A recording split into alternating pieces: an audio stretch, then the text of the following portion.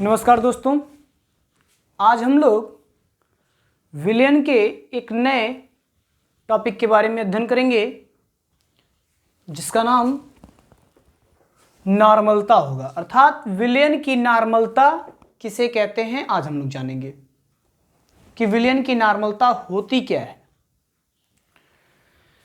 तो सामान्य तौर पे आपको बताया जाता है कि किसी विलयन के 1 लीटर में उपस्थित, अर्थात किसी विलयन के 1 लीटर में विलीन विलेय के मोलों की संख्या, तुल्यांकों की संख्या क्या कहलाती है? विलयन की नॉर्मलता कहलाती है। किसी 1 लीटर विलयन में विलीन विलेय के तुल्यांकों की संख्या विलयन की नॉर्मलता कहलाती है।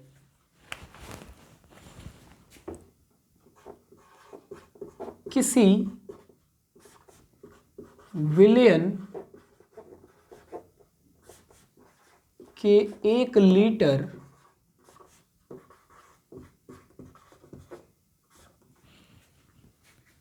में उपस्थित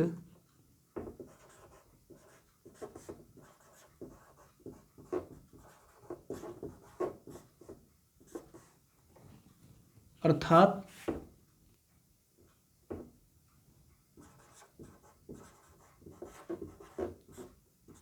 विलीन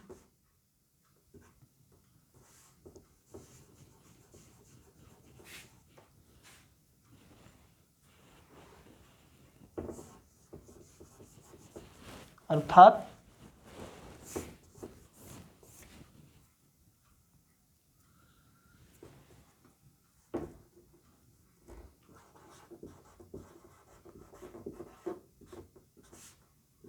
विलीन विलेय के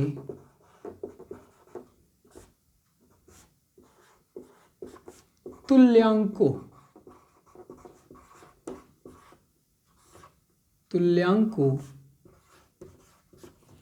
की संख्या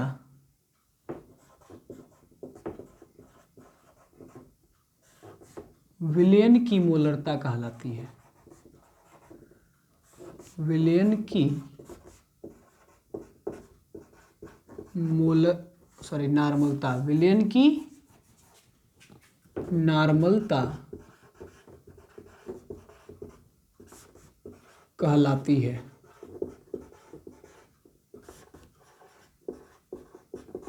ठीक है, क्या बताया गया कि किसी विलयन के 1 लीटर में उपस्थित, अर्थात विलीन विलेय के तुल्यांकों की संख्या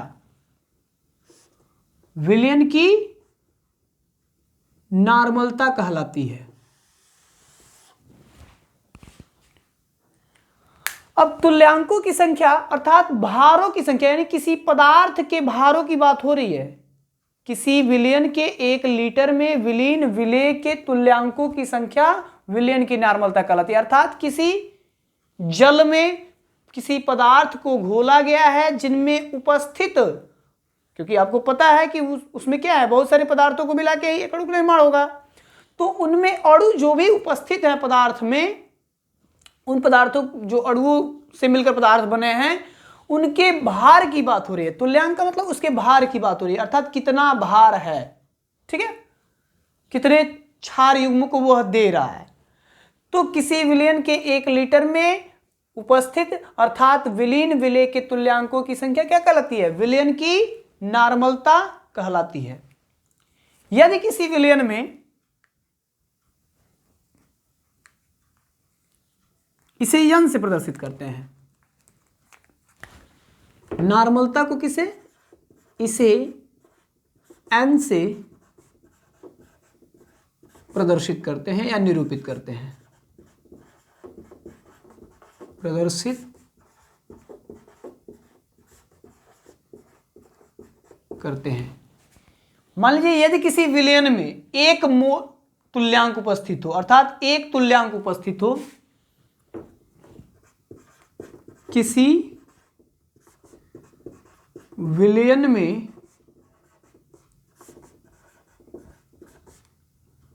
एक तुल्यांक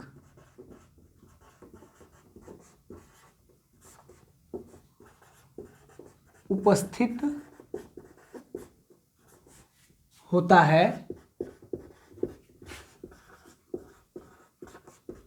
वह नॉर्मल विलयन कहलाता है। नॉर्मल विलयन कहलाता है। ठीक है, तो यदि अगर एक तुल्यांक उपस्थित है, किसी विलयन में एक तुल्यांक अगर उपस्थित है तो वह क्या कहलाएगा? नॉर्मल विलयन कहलाता है। नॉर्मल विलयन, एक तुल्यांक अगर उपस्थित है तो। इसी तरीके से अगर मान लीजिए 10 है, 100 है और 1000 है, तो क्रमशः डेसी, अगर मान लीजिए विलयन में कितना हो, 10 है, 100 है और 1000 है, तो वह डेसी सेंटी और मिली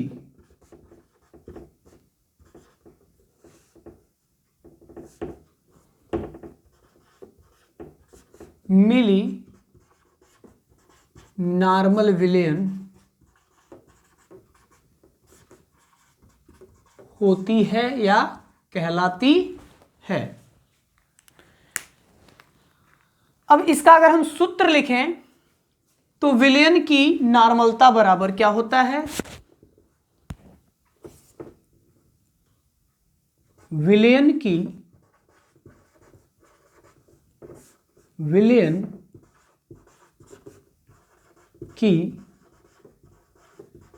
नॉर्मलता बराबर विलय के तुल्यांकों की संख्या। ठीक है ना, विलय के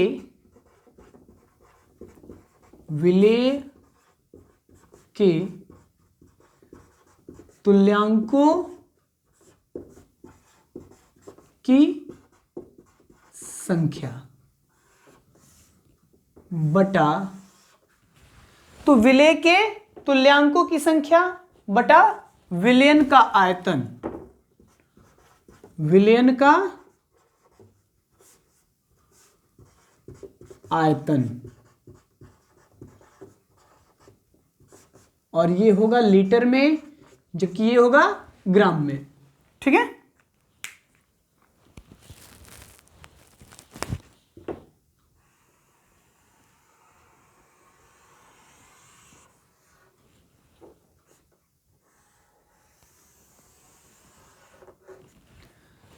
तो विलयन की नॉर्मलता कब ज्ञात होगी? यानी किसी 1 लीटर, परिभाषा से आप बता सकते हो कि किसी 1 लीटर विलयन में उपस्थित अर्थात विलीन विलेय के तुल्यांकों की संख्या विलयन की नॉर्मलता कहलाती है। और यह तभी ज्ञात होगी जब हमको विलेय के तुल्यांकों की संख्या ज्ञात होगी।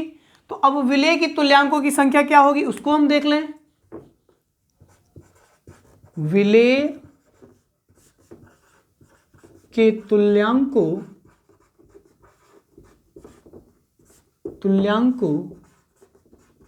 की संख्या बराबर क्या होगी? तो विलेय का भार बटा विलेय का तुल्यांकी भार, दो चीज होगा। विलेय का भार बटा विलेय का तुल्यांकी भार, विलेय का तुल्यांकी भार।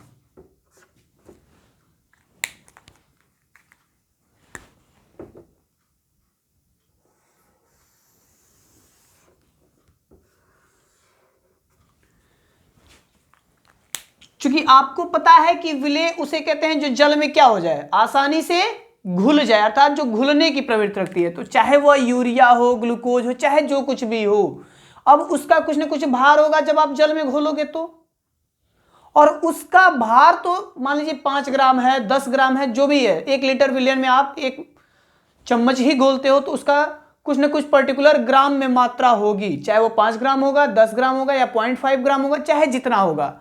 और उसके तुल्यांकी भार मतलब किससे, किन अणुओं से वह मिलकर बना है। मान लीजिए ग्लूकोज है तो ग्लूकोज का सूत्र क्या होता है, C6H12O6। तो अब इसका भार निकालेंगे और जो आएगा वह इन दोनों का, इसका भार मान लीजिए इसका भार कितना है, 5 ग्राम है, और इसका भार कितना है, तुल्यांकी भार जो वैल्यू आती है 180 आती है वो, इससे 5 को काटेंगे और जो वैल्यू आएगी वही तुल्यांकों की संख्या होगी। ठीक है, तो अब इसको निकालने के लिए आपको भार पता होना चाहिए किसका, यानी विलेय के तुल्यांकों की संख्या को ज्ञात करने के लिए विलेय का भार ज्ञात होना चाहिए और उसका तुल्यांकी भार आपको ज्ञात होना चाहिए। ठीक है, अब यहां से जब निकल के आता है विलयन की नॉर्मलता, कैसे निकालते हैं, तो अतः, यहां पे अब होगा अतः विलयन की नॉर्मलता बराबर विलयन की नॉर्मलता बराबर क्या होगी, विलेय का भार, विलेय का भार बटा विलेय का तुल्यांकी भार, विलेय का तुल्यांकी भार बटा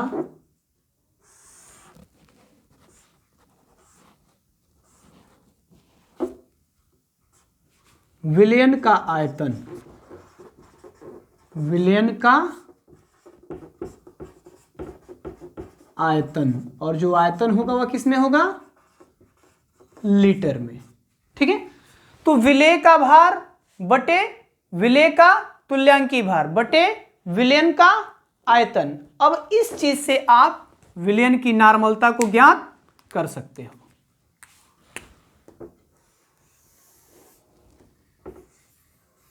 इसी चीज को अगर शार्ट में हमको लिखना हो तो आर करके क्या कर सकते हैं,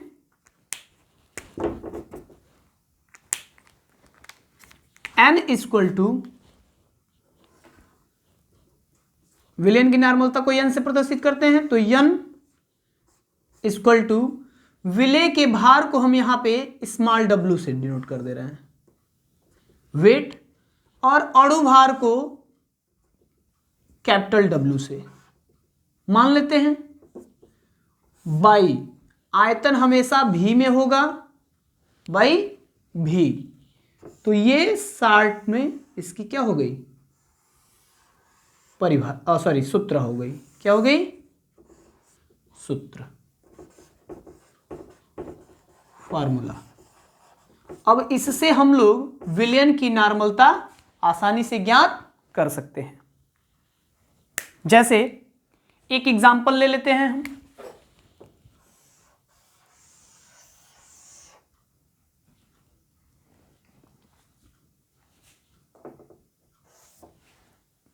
एक कोई एग्जांपल ले लेते हैं, जैसे मान लीजिए 4 ग्राम NaOH,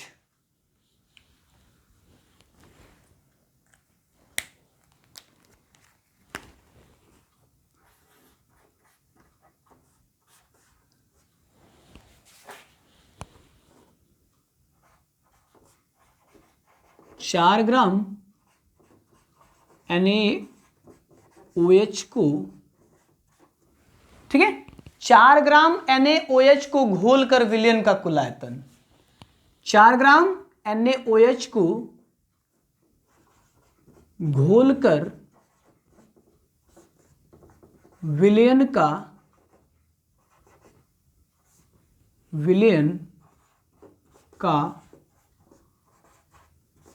कुल आयतन कितना कर दिया गया हो, 250 ml, ठीक है, 250 ml कर दिया गया हो, कर दिया गया हो तो उसकी नॉर्मलता क्या होगी।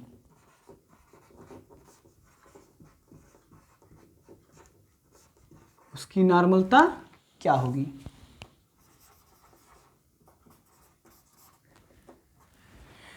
तो ये आपको 4 ग्राम NaOH की बात हो रही है। NaOH होता क्या है, sodium hydroxide, NaOH sodium hydroxide. तो सबसे पहले आपको NaOH का क्या याद होना चाहिए कि इसका भार कितना है, इसका मतलब Na की भार कितनी होती है, O की भार कितनी होती है और H की भार कितनी होती है, ये आपको पता होना चाहिए।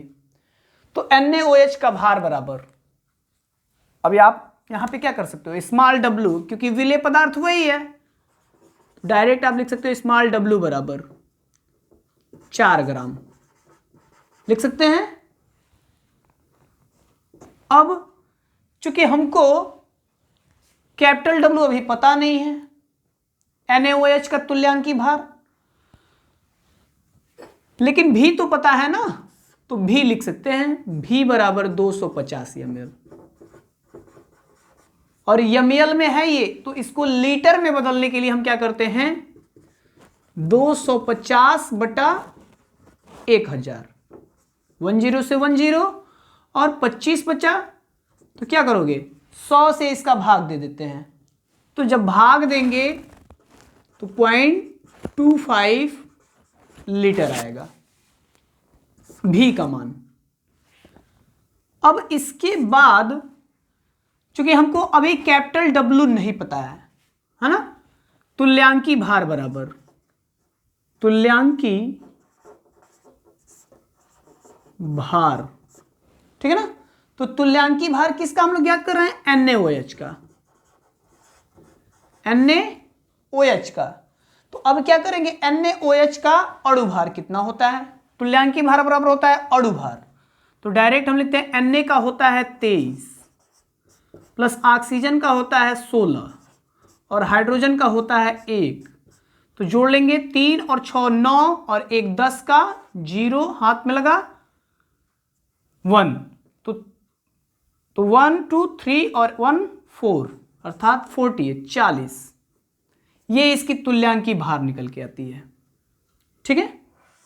अब यह तुल्यांकी भार जब हमको मिल गया तो सूत्र होता है N equal to small w by capital W upon भी, और सूत्र में इस मान को हम क्या कर देंगे, पुट कर देंगे, तो हो जाएगा कितना, 4 बटा 40 बटा 0.25 हो जाएगा। अब आपको पता है कि 40 से 4 को काटेंगे तो कितना आएगा, 0.1 आ जाएगा, और बाई 0.25 है ही है ना। तो अब 0.25 से 1 को जब हम काटेंगे तो आपको पता है कि क्या होता है, 25 चौको 100, तो ये तो 25 चौको 100 आप कर दिए, लेकिन पॉइंट भी है ना, तो इसलिए 0.4 तुल्यांक प्रति लीटर, तुल्यांक प्रति लीटर, ये इसका आंसर होता है, ठीक है। तो इस तरीके से आप आगे भी नॉर्मलता को आसानी से नोट कर लीजिएगा और एग्जाम्पल्स कर सकते हो, ठीक है। आगे भी आपको एग्जाम्पल्स बताए जाएंगे। इसके बाद मोलरता आपको बताई जाएगी कि मोलरता कहते किसे हैं। तो कुछ नहीं, मोलरता में भी आपको क्या करना है, जहां पे यहां तुल्यांक है ना, विलीन विलेय के तुल्यांकों की संख्या, तो आप कर दोगे मोलों की संख्या, ठीक है। और यहां पे जैसे सब कुछ बदला हुआ है ना, तो यहां पे विलेन की मोलरता बराबर हो जाएगी, तो यहाँ पे विलय के मोलों की संख्या बटे विलयन का आयतन ऐसे कर देंगे तो मोलरता भी निकल जाएगी। अगले पार्ट में हम मोलरता डिस्कस करेंगे कि मोलरता कहते किसे हैं। धन्यवाद।